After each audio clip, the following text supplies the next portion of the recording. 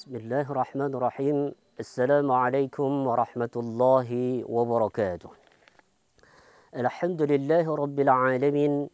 المتوحد في الجلال بكمال الجمال تعظيما وتكبيرا المتعالي بعظمته ومجده الذي نزل الفرقان ليكون للعالمين نذيرا رب اشرح لي صدري ويسر لي أمري واحلل عقدة من لساني يفقه قولي.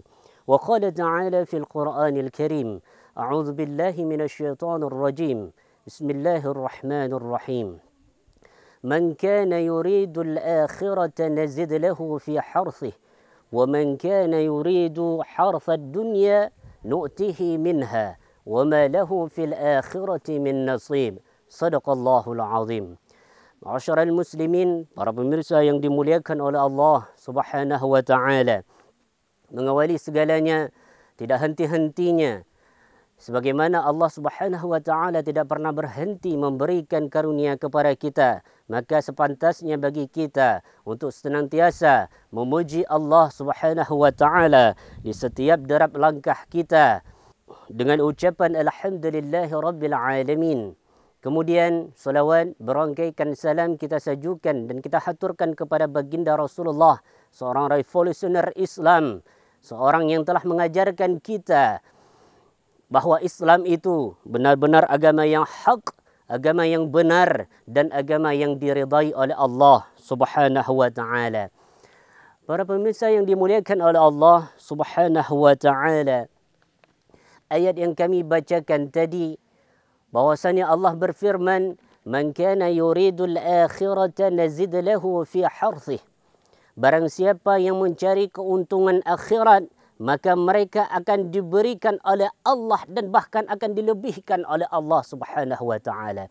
Tapi sebaliknya kata Allah, "Wa man kana yuridu dunya yuridu hartha dunya nu'tihi minha." Barang siapa yang menginginkan keuntungan dunia, sekedar hanya keuntungan dunia itu, maka Allah akan berikan apa yang mereka inginkan, tapi mereka pada akhirnya tidak akan mendapatkan keuntungan di akhirat. Sekali-kali mereka tidak akan mendapatkan keuntungan di akhirat.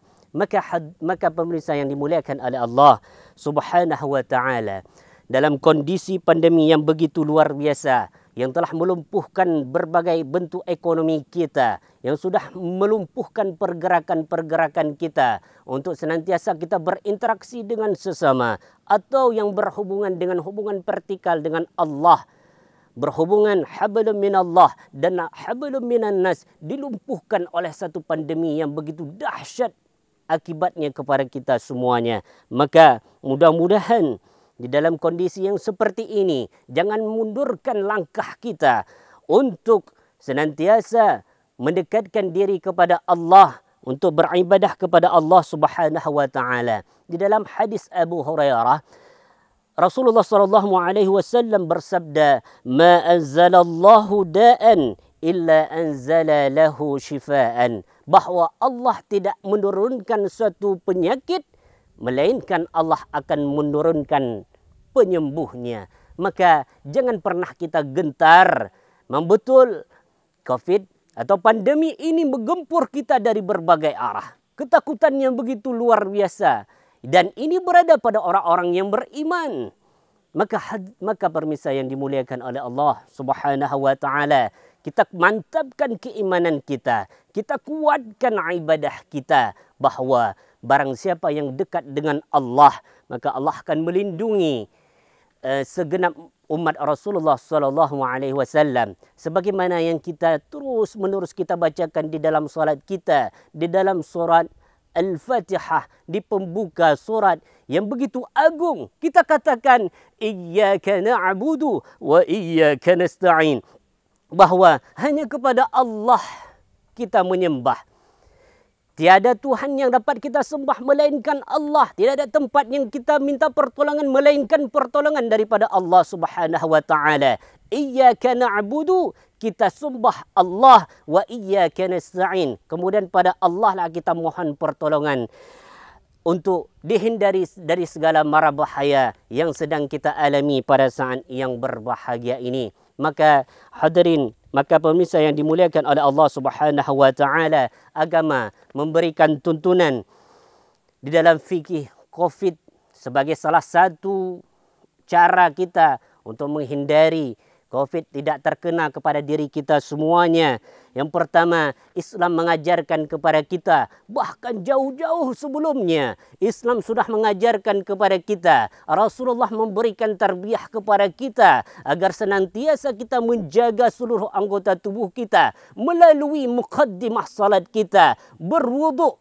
Ini beberapa slogan sudah disampaikan oleh pemerintah, bahawa kita harus menjaga jarak, bahawa kita harus mencuci tangan.